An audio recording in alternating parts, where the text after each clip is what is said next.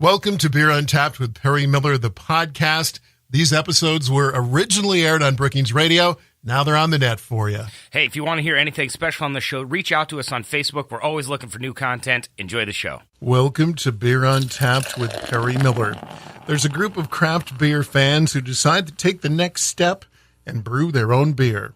We haven't talked homebrewing for a while, and Seth Cook at Wooden Legs Brewing at Brookings says he started homebrewing long before they opened the brew pub. In fact, it was about 16 years ago. But it was out of the catalog, and you ordered a lot of stuff from some of the Midwest brewing magazines. And Brant did that even before I did.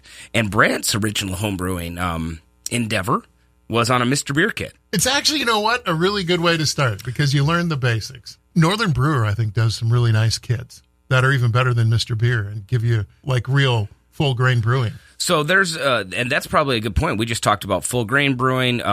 If you want to start home brewing, you can, and you can do it simply. If you can make soup at home, you can make your first batch of homebrew. It's not exactly how the brewers that you would come downtown to visit do it, but it is a fantastic way to get into the hobby, to get into the industry. Brewing in general, no matter at what level, we intend to get the sugars out of a malt and put it back with water and ferment it so that the yeast can eat the sugars and turn it into beer. That is the 5,000-foot flyover view of what we're doing. What happens with the extract kits is that the kit producers take the malt, they get all of the grains out, and then what they do is they actually go through a process to remove most of the moisture. So basically what it amounts to is a syrup. And when you open these cans, it is malt syrup. Now, sometimes the malt suffers a little bit from the process. I mean, you're going to have to heat it up, and there's other things. So you're going to lose maybe some of the nuance in some of the beers, but it's still going to be perfectly good beer. So as an entry-level home brewer, what you do is you boil water, you add this malt extract to the water, and you probably add the hops as well, and those are pre-portioned for you. Then you cool it down, and you add your yeast. You wait a couple weeks. Make sure it's gurgling away. Make sure it's gurgling away, monitor the temperature, and bottle it up later. I've made that overly simplified just to say that it can be that simple. As you do these small batches, you are going to learn the importance of sanitization, the importance of the process, the importance of understanding the steps and repeating the steps in the same order. And then you're going to be able to start to learn the importance of some of the ingredient selection. More on home brewing when Beer Untapped continues. Welcome back to Beer Untapped with Perry Miller. We're talking home brewing this week. That's how Seth Cook from Wooden Legs got his start. Many home brewers begin with kits that are a great introduction to the hobby. Then they move on to all grain brewing. What the home brewer will end up doing is they'll start with these base kits and end up developing their own styles into it. And then eventually, once they've modified yeast or modified hops, they're going to want to add different grain profiles. So they may use the base extract kit, but they're going to start to soak new styles of grain to get some of those nuanced flavors out of using the actual grain. Sometimes that's where people end up. That's where they stop.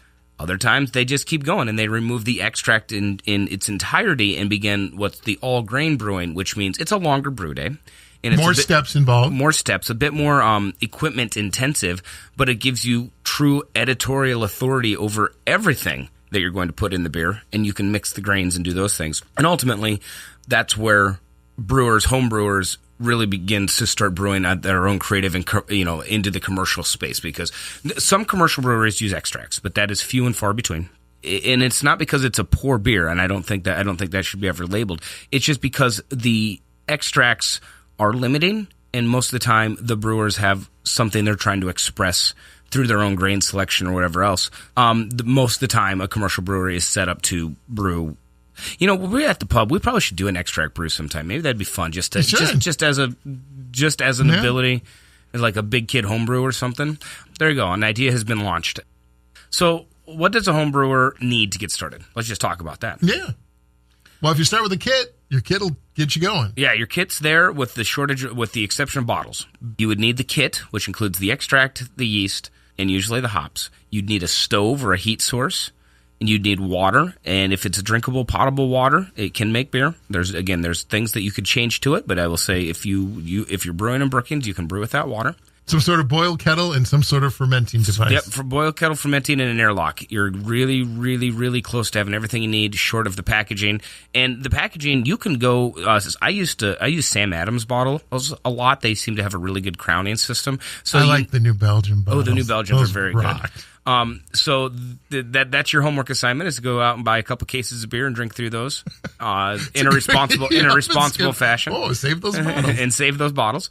And then you can get a capper and some crowns. And that is literally everything you need. There are also homebrew clubs out there that can help you out. That's it for this week's show. Until next time, drink local and drink responsibly. Thank you for listening to Beer Untapped with Perry Miller, originally aired on Brookings radio stations K-Country 102.3, The Hawk 107.1, and B93, and now here for your listening enjoyment as well. If you want to hear it live, it's every Wednesday and Saturday on those 3 stations. And of course, if you're not in the Brookings area to hear it live, you can find us on the internet, on your favorite podcast player. If you like this show, make sure to rate and review, or maybe even tell your friends.